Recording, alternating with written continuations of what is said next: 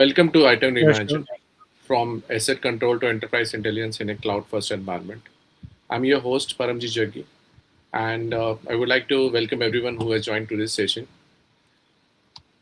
So, uh, if you see about the title of the book, it's majorly that ITAM Reimagined, how asset control to enterprise intelligence in a cloud-first environment. And over the next 30 minutes, we're going to explore why traditional IT asset management is no longer enough for today's digital enterprises and why organization must rethink ITEM as strategic capability after, rather than a compliance function. So we have divided this podcast, So before we go into the segments, I would like to talk about something about why we are taking this podcast today, right? So why cloud and SaaS has changed everything now. Nowadays, you see that everything has been transformed. So the cloud and SaaS has changed everything, which coming into picture for ITEM. Then there is a lot of hidden cost for the poor asset visibility. We don't have the complete visibility of the assets. So there is a lot of hidden cost which is not visible for to the organization. So no, that those things were covered in my book also, but we will be covering a part of it in this podcast. Say third one is how podcast connects with FinOps, cybersecurity, and governance. And last would be the leaders, what they should do to build an intelligent enterprise, right? The future ready enterprises over there. So if you are a CIO, IT leader, governance professional, or something navigating digital transformation, this conversation is for you. But before we proceed for the segments, I would like to introduce two of our speakers, Mr. Sandeep Bhatia and Mr. Shubham Pandey. Welcome on board, Sandeep and Shubham. Thank you, Paramji. Thank you, Paramjit. Thanks for having us. So we would be covering some segment which I would be covering, and then we would be having one session for the question and answers, which Sandeep and Shubham would be taking forward. But first, we will go into the segments in which most of the topics in the books are covered, right? So there are 7 segments to it. Let's move to the first segment. So, what is the problem with the traditional item these days, right? So, it was looked as a more of a back office activity. So people were just looking that it is a call center and it is back office activity. We should have someone in place for probably an L2 resource who should look into what assets are coming into the organization which are going out. But it is not that simple, right? So majorly, they used to do it is to track the hardware which is coming into the system going out, their software which they have purchased, how these licenses needs to be managed. So it is coming to the system and it is allocated. So they are just managing those software, but they are not taking into as a strategic capability which could be envisioned from that. Third is to support audit. That's an more of a risk compliance part of it, in which they want to cover that these are the audit which are happening. Probably the OEM audits may happen at some point of time, and they need to track those software, and then maintain inventory records. And it has been done for a long time, almost 15 to 20 years. As per my tenure for 2 decades, I've seen that they have been doing the same things over and over again. Now, how we need to think that it is totally different now. It must be we have been carrying this for a long time, but it's now different now, which we need to look forward to. And now, how the organization should operate, right? So they should operate with environment which is driven by cloud platforms, right?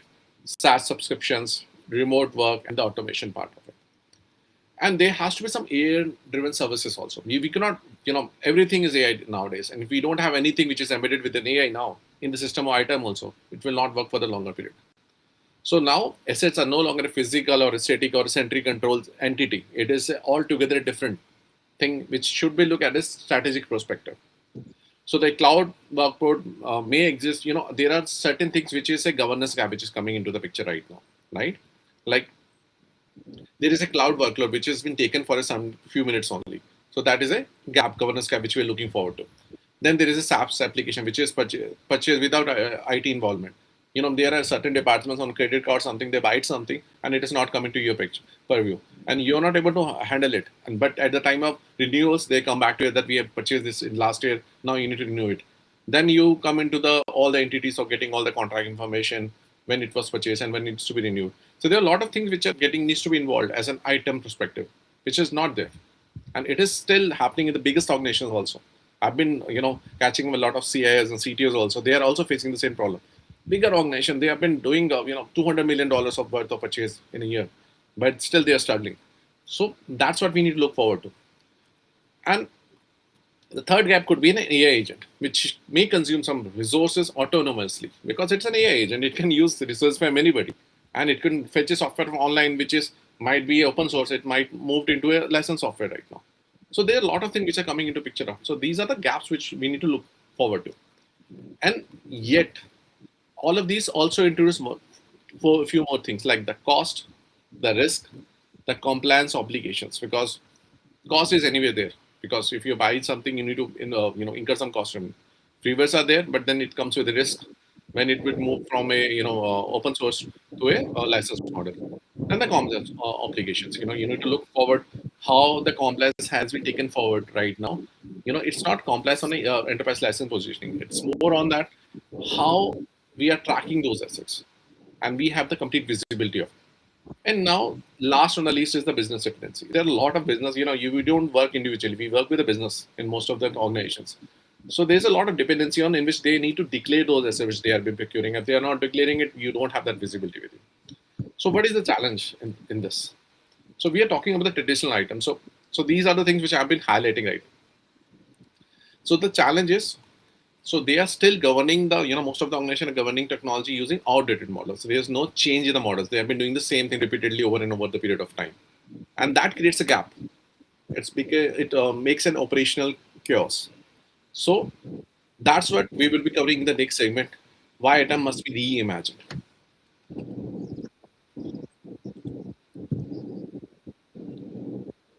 So if we think on the ITAM reimagined, right? So it is from a asset tracking to a decision intelligence, right? So they should not suffer because of the lack of data. They should not, there should not be any lack of visibility for them. And accountability, decision clarity, a lot of things which need to come into picture right now. So that is what we need to look forward. So now, ideas of my book is this: ITAM is no longer about tracking assets. It's about enabling enterprise intelligence. So that is the theme of the book. So what I for from the lack of, we'll go to the next slide. Let me cover that. Yeah. So why they are struggling? It's like there's a lack of visibility and accountability and decision clarity. If you see visibility, everyone knows about it. You have 100% visibility, whether it's a hardware asset or a software asset. So that visibility needs to be clear, right? Accountability. Usually, what happens, the person see if we see from a life cycle perspective, there is a contract which is happening. So there is a procurement guy who's involved. Then the IT team comes into picture who receive those licenses. I'm talking about a SAM module right now, or we can take some examples of HAM also. They receive those licenses and they deploy it. And then there is a separate entity called financial, probably the finance team who works on those, because now FinOps getting merged with ITAM these days. So there's a lot of visibility which has been created. But usually it happens during the audit only they come into picture, and then they said this is the the capex version, these are the opex version. And there is a challenge which I'm also observed in various various organizations, that usually the subscription models are coming as an opex, so they are never capitalized. So there is a lot of gap which is coming into ITAM right now. And last is decision clarity. We don't have any clarity on the decision how we need to take it forward, whether we need to stick to the same models or we need to go for the new models. So there are ambiguities in which leaders are not able to answer, right? We have the leaders on this call also. So I'll take some questions with them later. Sandeep, bear with me for some time. So your segment will come so soon. I know that you're eagerly waiting for it. But I just want to go a few parts of the book so that people understand what actually I'm trying to, convey to them.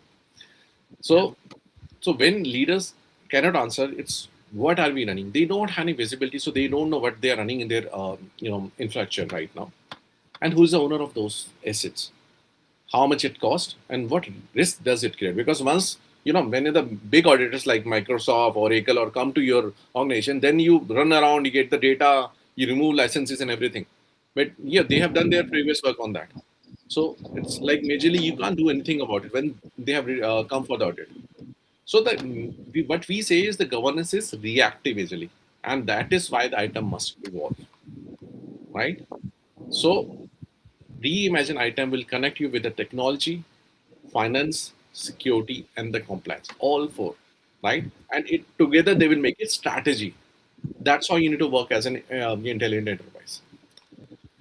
So, so it becomes the foundation of confident decision making together, all five, because the digital enterprise in digital unknown assets create unknown risks. So that's what we need to look forward to.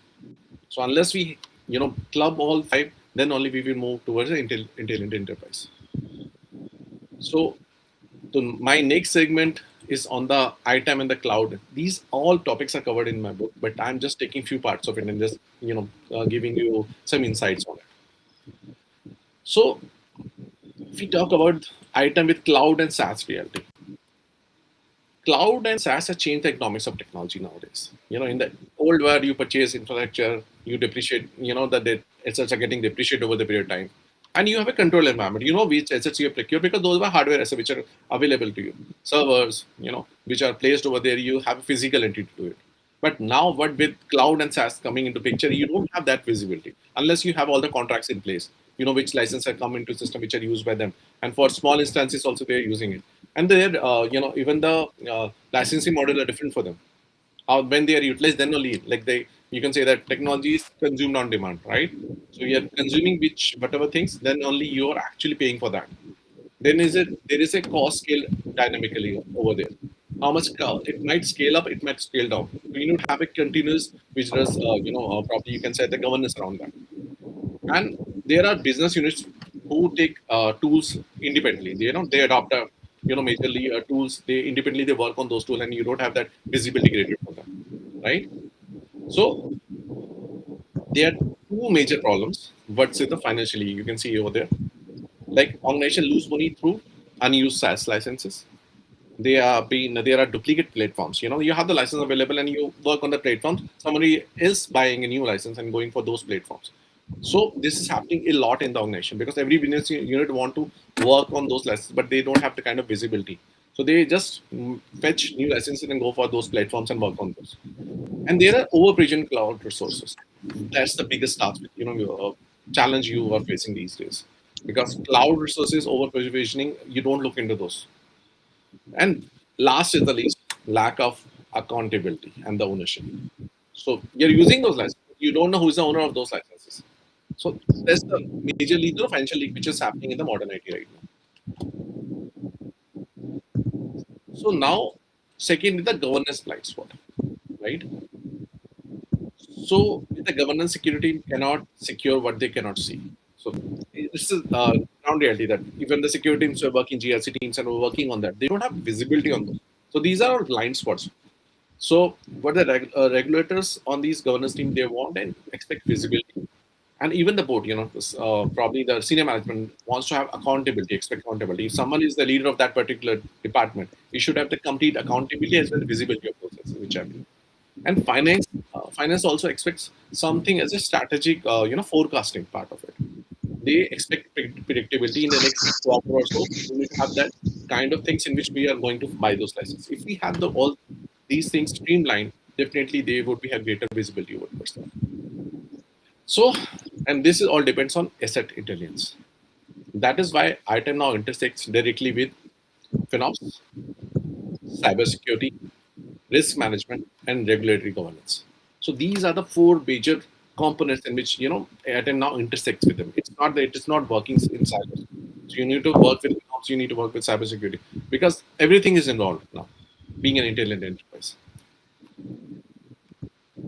So okay, so I think I've covered in this segment the next slide which I'm trying to work is on the human side of governance. So this is one of the major part which I have covered in my book, majorly that I would like to discuss is ITAM is not just in technology age. So you're going from a service now, new models are coming. Like well, if you're working on Zurich now, we're moving to Australia. That will not help you because they are automating everything.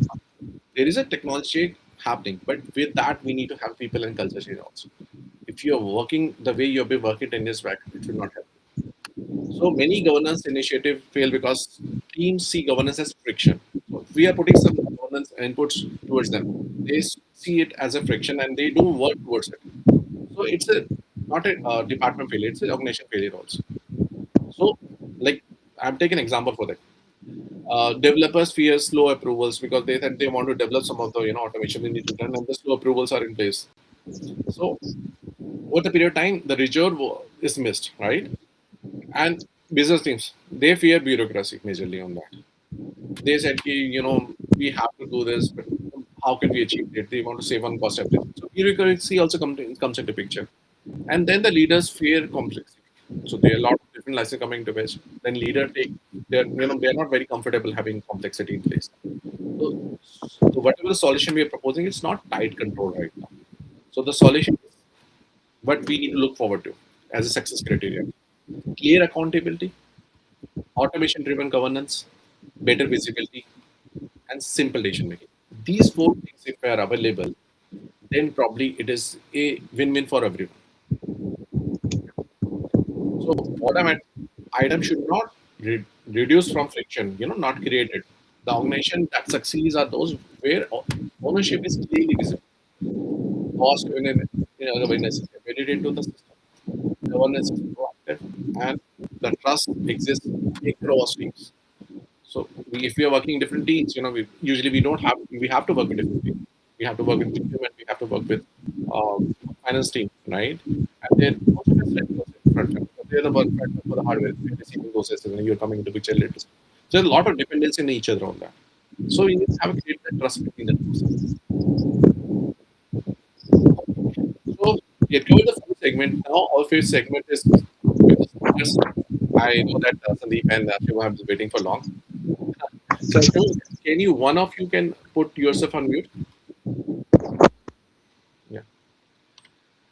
Okay. So I would like to welcome again Sandeep and Shubham. Sandeep is he has done a lot of things for the ITAM community. So I think we need to applaud that. Being the people who are already online, or probably the ones they see the recording at the later stage, they need to look that he has done a lot for the ITAM community these days, right?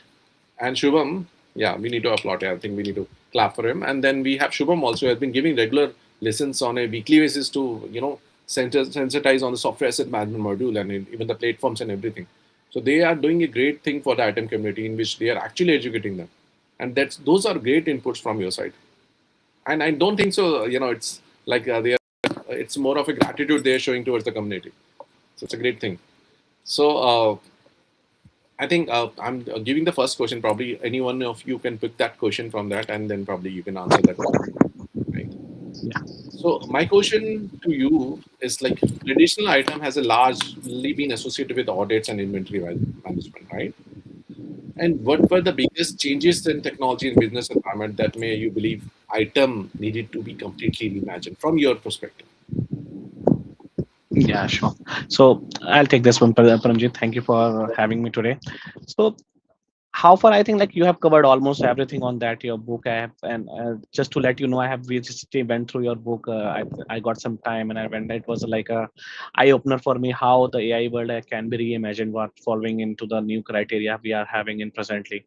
So that is I mean a must read book, I guess. If you are going through it, I mean, if you should be suggesting it to your friend as well. It will change your perception how present IT atmosphere is working and how you are gonna going to. So coming back to the question, Param, which you have. So, like traditional IT always was to build to have a stable world around us, right? You bought hardware, you installed software, you tagged serial numbers, and you stayed prepared for audits. And that worked when assets were physical. Like we have the used to have those bigger data centers and everything, and they were long lived and mostly sitting inside a corporate perimeter. But you can see a major shift completely broke that model now, right? The first one is like cloud change ownership into consumption. Now we don't have servers which are sitting idly there. We are tracking them based on the consumption, how these are being used. Second, there was a SaaS which exploded. Like everything has changed through the SaaS. The problem is no longer just tracking installed software; it's managing subscriptions, seats, renewals, shadow ITs, and waste. In many companies, the biggest IT risk and cost now sits in the tools. People use their own credit cards and they just get new software in place, right? And not in the data center. Third will be the remote and hybrid parameter, which has been now devices are everywhere, homes, cafes, personal devices. So the focus has shifted from where the asset is to more of a like if they are secure enough to be governed, are they compliant enough, because these are being managed everywhere from the like I mentioned, like from home for cafes. The fourth point which I want to highlight is with respect to security and compliance expectation got more much intense now. Modern audits aren't satisfied with a list of assets. They care about configuration access, vulnerabilities, third party exposures, things that change constantly. That means items can't be periodic reporting exercise anymore. It has to be continuous and connected to security and identity system. Finally, the cost accountability became operational, which you also mentioned. With cloud and SaaS everywhere, inefficiency shows up directly as a spend leakage, right? You mentioned about somebody losing a 600K or something or odd with respect to auto provisioning, right? Leaders want to know what are we using, what's redundant, what can we right size, and what should we renegotiate. So I would summarize it in a better way. The big reimagining was this: item had to move from being a back office function to function focused on inventory and audits to being a real-time capability focused on governance, security, and financial optimization. In a world where assets are dynamics, distributed, and often subscription-based, right? So that will be all from my side, Prem. Great insights from you, Shoma. I think it's covered all the things which I have already explained in different segments. Yes, yes, You that, covered yeah, it all in one go. Definitely, I think that's how we need to look at it, and that's what the change I'm trying to bring also along with this. You not only the book on we have been working on various newsletters. And Sandeep is also doing a lot of things on these. You have been also working on that. So they need yeah. to Actually, now my thoughts are much now affected by your book because I have recently consumed it. So that might be like same matter I'm just sharing. Like, so I've gone through your book, and those in the back of mind, I'm still revising those. So those thoughts are like inside me. I think going forward, I might be speaking your language through that book, and that's how it is. Yeah. no, it's good, good, and that's why it is the motive of writing the book so that people should be aware of how we need to reimagine it. It's Right. that's why the name is came into mind suddenly when I was sitting and thinking how we need to present item in a different perspective, and Yeah. this name actually flashed in my mind, and that's how I named the book the same. And actually it So is a need of that. And just wanted to highlight one more thing. The best thing which you have done, it's not a very long book, like you have to sit for months to read it, go through. Like I started in last weekend and it took me a week, though I have other commitments as well. I work night shift, so that's a different thing. But the best part I look about your book, it's a short one. Like it has almost 85 to 86 pages which cover everything. And believe me guys, I mean it changes the perception how you're thinking. And AI, the moment where we are on an AI world, AI is coming in place, right? You know how this is going to change the infrastructure. This book is going to help us a lot. Thank you, Param, for that, giving us a like a broker for this one. Like I mean, it's too great to be have a book. Yeah, thank you. sure, sure. Thank you, Shimama, on this. I think you should have a maximum visibility on that. So you should also just go through it. And that's why this podcast is all about. Actually, it gave me an idea on that we need to have this podcast in place. I've been, just delaying it for some time now, but it has Yeah. to be there. Anyhow, moving to the next question. I think Sandeep is waiting eagerly, been there for under 20 minutes. So let's go to the next question. Is like, Sandeep, my question to you would be: it's in a world driven by cloud, SaaS, automation, AI. What are the top three things CIO and business leaders must do immediately to build a stronger, governance, financial discipline, and enterprise visibility? Majorly, see, you've been leader for quite some time, so I think you will give a great perspective into that. So, Param, I will explain it not through the theory, but through the practical experience in my past 20 years of experience with various organizations. And I have noticed that in every organization, the silo, if I need Windows inventory, leaders or people will route it to go to Windows team. They are the best people to provide it. Then go to Unix team, best people to provide. Go to Intune team, they are for Intune. This is the silo which creates lot of pain for a single source of truth from a visibility point of view. People will keep on fighting, struggling to get the centralized information. So, first thing is establish a unified single source of truth which is organizational level driven, not from a particular item manager should drive it. The organization leadership should have a commitment that yes, we are committed to build a single source of truth. If something is wrong, we will correct in the single source of truth. So first is break the silos. Don't let people go to different teams for different type of inventory, be it ham, be it sam, be it enterprise asset management. So first is consolidate, bring a one stop shop solution. This is first point for leaders to follow, to establish a robust asset management solution. Then second point is that traditional budgeting, traditional finance should be moved to FinOps. Gone are the days when I was spending for the sake of spending. I have budget, I have to buy these many laptops, these many softwares, these many equipments. No. Those should be aligned with the business requirement. I should have a valid reason to buy even a consumable asset like mouse, external keyboard, external pen drive. There has to be some business goal alignment with all the spend management. So move to financial discipline or FinOps discipline to align every spend, every single penny should be aligned with the business goal. I should not spend for the spending that I have to consume the budget. No, it should not be that. Then third one is we talk a lot about SaaS, software as a service. We talked about a lot as infrastructure as a service. Then PaaS, platform as a service. Now new buzzword will be coming or is already in force. GaaS means guardrails as a service or governance as a service. Like you explained, Paramjit, if there are people, processes, technology is there, rest everything is there, culture is there, governance is missing. My all the pillars are broken into different pieces. They will not perform as a one team. So third thing, important thing is implement GaaS guardrails or you can say governance as a service. So accountability, you explained it very well, Paramjit. Accountability has to be there, and leadership team should enable those people to go beyond boundaries. If I, as an ITAM implementer, I keep on thinking, oh, China is a different type of country. I cannot go into their territory to implement my centralized solution. My solution is gone. I will keep on struggling. Every country has the regional rules, geographical rules. So leadership team should think as a centralized governance policies which everyone, every team, every country has to follow. So these are the three major things which I would like to highlight. Experienced, I have experienced those are in some way missing because of the resistance from some team that we can't go with this solution. That is the problem.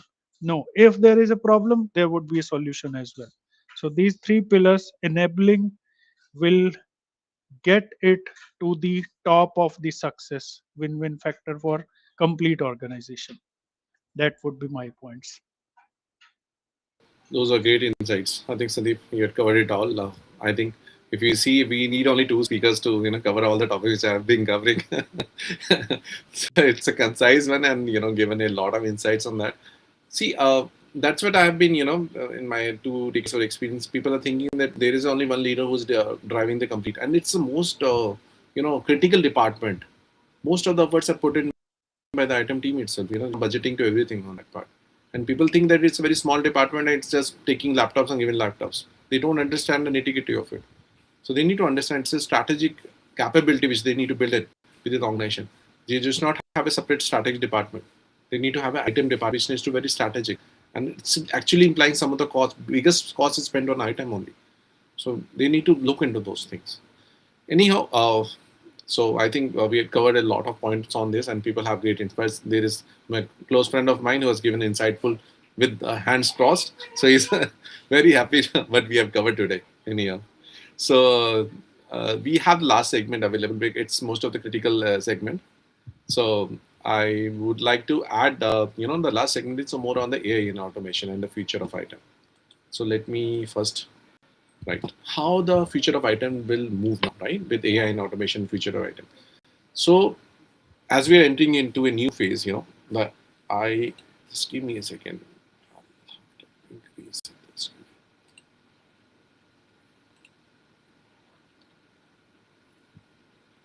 Okay, good. So now, as we are entering to a new phase, the AI and automation transforming how the enterprise should operate, right? Systems can now scale the resources automatically. It can make some operational decisions also. So majorly, as AI coming into picture, resourcing will become constraint to us. Probably a lot of the inputs would be automatically while coming AI would be doing those tasks, right? And there is a input from Jayendran Chalapa that collaborated with multimedia understands inflation will help. Yeah, I think he has given great input. So moving back to the podcast, we'll have a lot of inputs coming from the team. I think they really like the show today. So I need to invite more speakers in upcoming podcasts. So so these are the systems which are as on date on the scales. What we can do now is scale resources automatically and make operation decisions and trigger workforce independently with AI coming into picture, right? And we need to act without a direct human intervention now. Unless we develop those systems which is automated through AI within ITAM, we need to have something which needs to be done. We can review those topics later on probably, but whatever the initial work has to be done has to be done by the AI systems in place. And this will change the governance fundamentally. Once the initial work is done by them and we are moving towards the reviewer task, then probably it will help us a lot on that. And the workflows, it's not that we are regulating this workflows independently. It's more like the integration which have happened, the workflows are working seamlessly. They've been giving the right output out of it. Just making, because I've seen, I've done 2 or 3 implementation. We had made workflows which is autonomous, but no one is using it. They're still working on those Excels and all that. What is the use of doing it, putting so much effort into that? So definitely you need to have something which is giving the right output. If it is not giving the right output, again you need to go back to the Excels, right? So now the question becomes, who is accountable for the autonomous system, right? So traditional ITAM was never designed for this world. The future ITAM is predictive, intelligent, or policy driven. We need to think on those lines. It has to be predictive. We have to make it intelligent with no new AI system putting into place. And then it has to be policy driven. Policy driven is anyways required. Why? Because unless we have the ITAM policy in place, we will not have control on the things which we are trying to run over there. So that's why I think the biggest policy which we are making in the system is on the ITAM, software asset management policy for the hardware, with all the workflows inbuilt in the system. So it has to be policy driven, and whenever we are designing those systems, we need to keep that in our mind. And lastly, but AI powered ITAM can do, right? It can predict the cost spikes. They take governance risk, because cost spikes which are happening over the period of time, if we have an intelligence system in place, something which is going beyond, like non-compliance is happening, like a Microsoft license you have 10 and you're using 13, and there's a system in place, it will reflect the 3 are already over. Although current tools are actually claiming that they are showing the non-compliance everything, but it's not 100%. But with AI into picture, I think that will be completely, it would be a real-time basis, not in that every 24 hours the discovery model is running and then it is giving some predictive analysis. That's not required, right? Governance risk, anyhow, governance risk, we have, it will highlight that these risks are already visible and it is real time. And there would be some abnormal usage also, whether we're overutilizing or we're underutilizing that kind of AI powered system which we can embed in the system. And last is improve financial forecasting. I think this is most of the critical one. Based on the last 3 months or 6 month data, we can have the clear financial forecasting through AI, that how many lessons needs to be procured in the upcoming quarter or in a particular month. So I think it will give the licenses as well as the assets count also. Because for hardware, it's unpredictable based on the business requirement, we need to buy them. But for software, we need to have a clear visibility how much, because it's all budgeted, right? So now the future is not about more reports. It's what is it's about? Faster insights, better decisions, continuous governance. That is what it's all about, right? So once we are thinking about ITAM Reimagined, we need to have faster insights using AI. We need to take better decisions, and the continuous governance has to be there, which we have already spoken about during our question answer. So we have covered all the segments. So moving towards the closing of today's session, actually we have taken almost a half an hour. That's what we anticipated. It's more than that now. So as we close today's session, I want to leave you with one central idea from ITAM Reimagined. And I think I should put it over there. Organizations do not fail because they lack technology. They fail because they lack visibility and accountability. And that's the biggest truth which I want to highlight. Technology is taken, they're spending a lot of money, but unless they have the complete visibility and accountability in place, they will never succeed.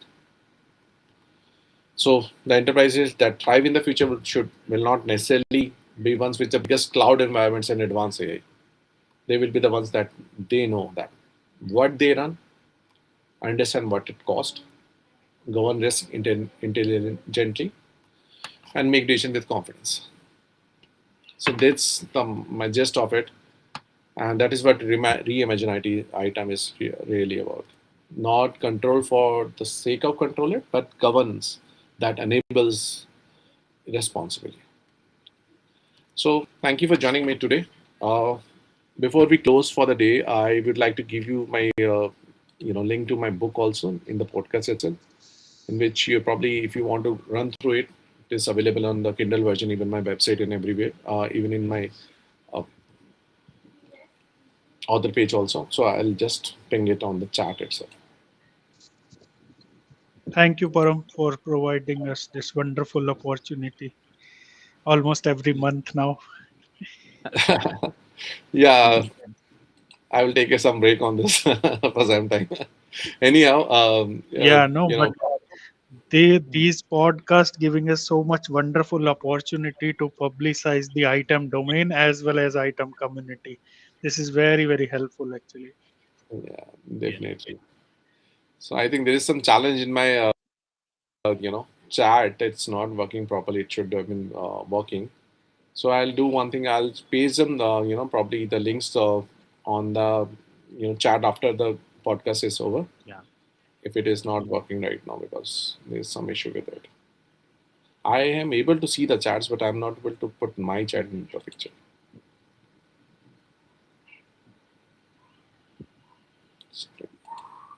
I'm just listing I that thing. think there is some issue. Even I am not able to put Yeah, anything on chat. Yeah. It it never could be happened network earlier. lag or something else. Yep. Yeah, something is happening with it. I think in that case, we should wrap up. Probably team is already aware of the links which are available, and they can follow my author page also. And from there, you can purchase, and I have launched my website also. So in my website, you can have all the books available along with the other major articles which are available on my blogs. So these are not specific to item; these are Yeah. for AI also, AI strategy also.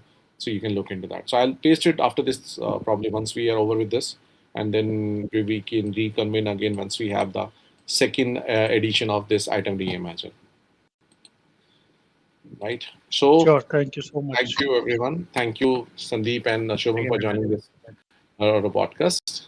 And I hope this conversation have given you new perspectives on the future of enterprise governance and digital leadership. This is your host and author of Item Reimagined signing off. Thank you and see you in the next session. Thank you. Thank you. thank you. Thank you.